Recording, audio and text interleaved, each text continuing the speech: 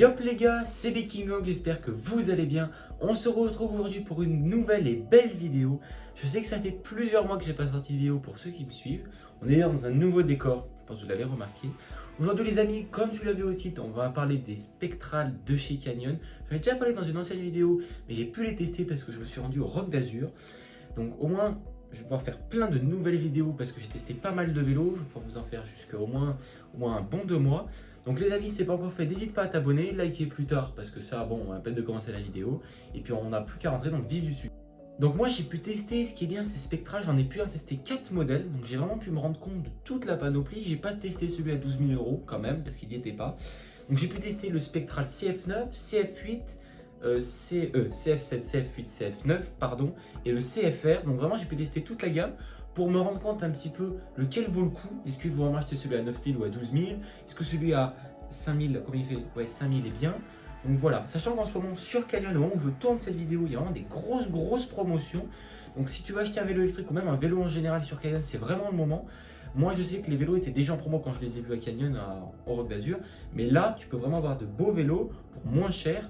Donc vraiment, je dis, achète un vélo, c'est maintenant, vraiment pour ça que je fais cette vidéo maintenant, parce qu'il y a vraiment des belles promos. Donc ce qui est super bien, je trouve, avec le Spectral, qu'on commence sur l'entrée de gamme qui est à 5 000, entre guillemets le prix non remisé, ou celui qui est à 12 000, ce qui est super bien, c'est qu'on est toujours sur du carbone. Et ça, franchement, pour un vélo à 5 000 € sur du Canyon, enfin que ce soit sur même de l'électrique, en carbone, c'est vraiment assez rare. Chez Specialized, je crois que ça commence aux alentours des 8 000 – 9 000 €. Donc là, ce qui est bien déjà, sur 5 000 €, on a déjà un vélo en carbone. Moi, c'est vrai que carbone sur du tout suspendu, sur de l'électrique, déjà sur du tout suspendu, je suis pas trop pour, je dis avec les chocs, etc. Sur de l'électrique, je me disais, ça sert à rien. T'as le poids de la batterie, c'est un vélo, vraiment, ça sert pas à grand chose. Et finalement, j'ai plutôt changé d'avis, parce que c'est vrai que le carbone, tu sens quand même qu'il y a plus de... Même si on se met très peu en osseuse sur un vélo électrique en général, c'est vrai qu'on sent qu'il y a plus de renvoi quand même du cadre. Quelque chose que j'avais moins sur la Lune, notamment le SP. Mais là-dessus, c'est vrai qu'on sent beaucoup mieux ce renvoi de carbone. Et même le cadre, tu sens qu'il envoie plus de l'énergie quand tu pédales. Donc franchement, c'est un bon carbone, je trouve que c'est un bon cadre. Même sur celui à 5 000 € comme celui à 10 000 €, ou 12 000, pardon. Enfin, je ne l'ai pas testé, mais celui à 9 000, vous avez compris. C'est vraiment cadre super bien. Donc franchement, déjà là, niveau cadre, j'ai pas vraiment senti de différence entre les gammes.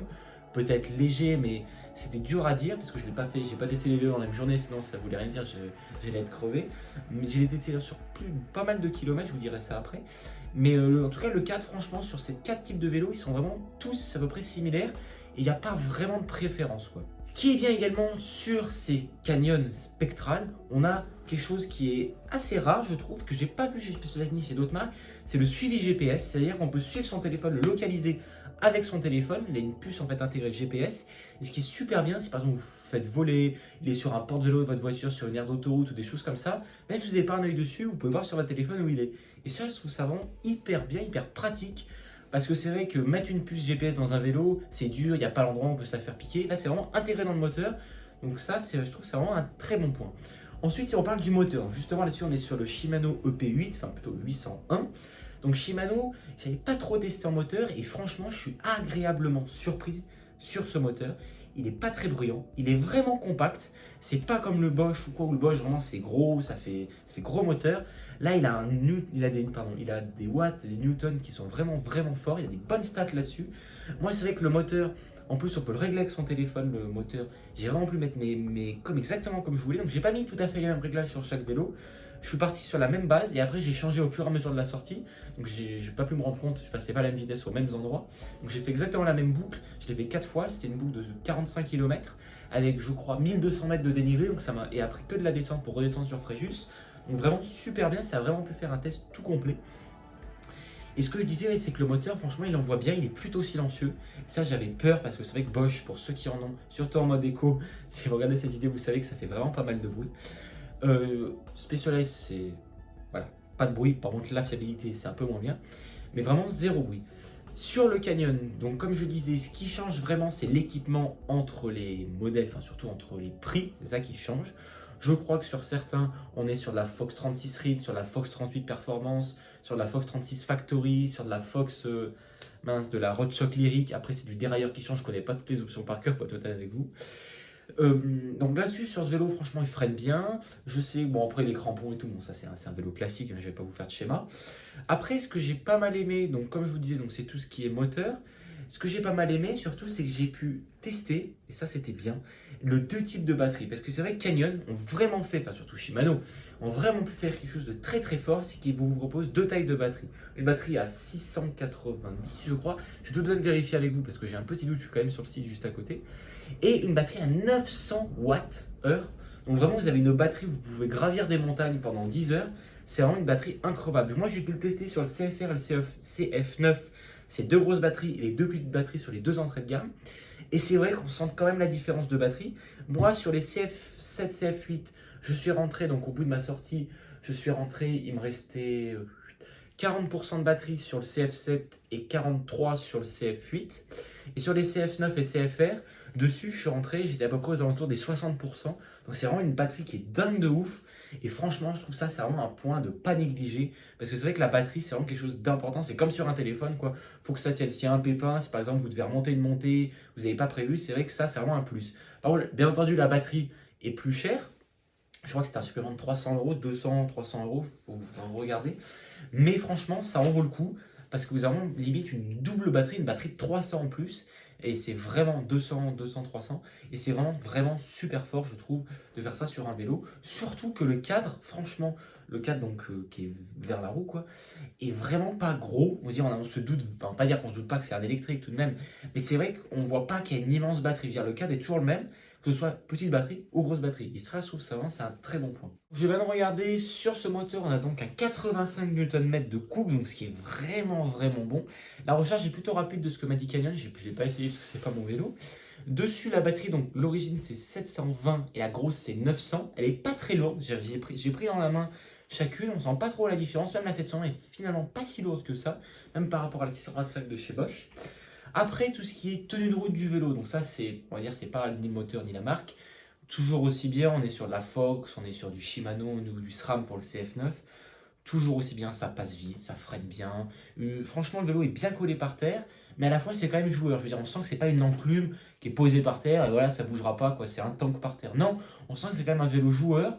Bon, par exemple, je fais des roues arrière, des stop des choses comme ça. Franchement, ça se fait classique et ça se fait bien. Mais c'est vrai que c'est du bien d'avoir un vélo tout suspendu électrique surtout, et qui est quand même maniable, joueur. On sent qu'on peut. Franchement, même, il est assez long comme vélo, mais c'est vrai qu'on passe même bien entre les racines, des choses comme ça, et c'est franchement cool. C'est vrai qu'il y a certains autres vélos électriques, notamment Moustache avec le Bock, que je trouve vraiment c'est une enclume. On peut pas trop s'amuser avec. Après, c'est pas la même gamme de prix, même si pourtant celui d'entrée de gamme qui a 5000, qui lance son mètre à 4003, étaient dans la même gamme de prix. Et entre les deux, c'est vrai que le Canyon est vraiment au-dessus. Ce que je trouve dommage avec Canyon, et je leur ai même dit quand je les ai vus, c'est pourquoi ils n'ouvrent pas des magasins réels qu'on puisse essayer de voir les vélos. Parce que c'est vrai que comme on est toujours sur Internet, c'est un peu compliqué. Et c'est vrai qu'ils m'ont dit que c'est leur démarche de faire ça et qu'ils n'ont pas, en tout cas, l'intention maintenant de faire ça. Ce que je peux comprendre, mais ce que je trouve quand même dommage, parce que j'ai pas mal de vos commentaires dans les vidéos, beaucoup de gens me demandent et la taille, et ça, et ça, et ça. Moi, ça me dérange pas du tout de vous répondre, mais c'est vrai que c'est mieux de tester un vélo et de se rendre compte, parce que moi, je peux vous donner mon ressenti, mais peut-être vous, vous allez être trop grand ou trop petit dessus. Donc, bien entendu, vous pouvez m'écouter, c'est moi, je suis là pour vous aider, mais après, faites aussi comment vous vous sentez vous, et ne m'écoutez pas à 100%. Vous voyez, écoutez un peu le simulateur Canyon, écoutez-moi moi, et voilà, faites un peu un choix entre les deux et surtout écoutez-vous, vous. C'est ça qui est le plus important. Si je devais faire un petit résumé de ce vélo, je trouve que ce soit n'importe quelle gamme de prix, c'est un très bon vélo. Bien entendu, plus vous allez vers l'haut de gamme, plus c'est mieux. Mais c'est surtout, en fait, si vous voulez, les périphériques, les freins, la fourche, des choses comme ça. Même sur la fourche de base. Bon, la lyrique, c'est vrai qu'elle est un peu limite. Mais si vous prenez celui, donc le CF7, je trouve que déjà là-dessus, on est CF8, pardon, on est déjà beaucoup mieux. Franchement, je trouve celui-là, c'est le bon compromis entre le 8 et le... Enfin, je trouve 8 ou 9, j'hésiterais vraiment entre les deux. Les deux sont très bien. Après, la fourche est un peu plus grosse sur le 9. C'est vrai que si vous faites plus de vraiment de la descente, ça sera mieux pour vous. Si vous faites plus enfin, il y a la randonnée, mais des chemins tout terrain, vous montez, etc., c'est vrai que le 7 sera mieux. Après, non, le 8, pardon, excusez-moi, à chaque fois je me trompe, le 8.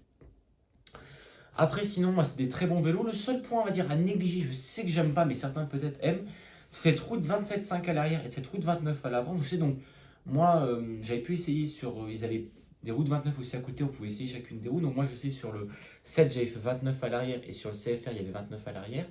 C'est vrai que le 27,5, on a un peu plus pensé en arrière, c'est un peu moins sportif entre guillemets. Peut-être certains adorent, moi je sais que c'est moins mon truc, j'aime bien être plus penché en avant sur le vélo. Mais voilà, après c'est le seul on va dire défaut que je pourrais donner de ce vélo. Et après sinon il n'y a pas vraiment d'autres défauts. Le cadre, c'est vrai que en fait j'ai vraiment testé le vélo même pour vous, même pour moi, parce que pour l'instant j'ai pas envie de passer à l'électrique, mais peut-être un jour. Et c'est vrai que je me suis quand même pris des grosses caillasses dans le cadre. Et il n'y a pas eu de. Il n'y a pas eu même de rayures, de petites bosses, vraiment le cadre il n'a rien eu. Et sinon, voilà, hein, vraiment, c'était un bon vélo et je sais pas quoi d'autre vous recommander là-dessus. Donc, les amis, j'espère que cette vidéo vous aura plu. Si c'est le cas, comme je dis, n'hésite pas à t'abonner, à liker, etc. Laisse-moi un petit commentaire si tu as des questions, quelque chose que tu n'as pas compris ou quoi, ou des idées de vidéos. J'écoute tout le monde, je réponds pratiquement à tout le monde, il me semble. C'est que des fois, je vois pas tout à fait les notifs. Et sinon, bien entendu, cette vidéo n'est pas rémunérée par Canon ni par Specialized.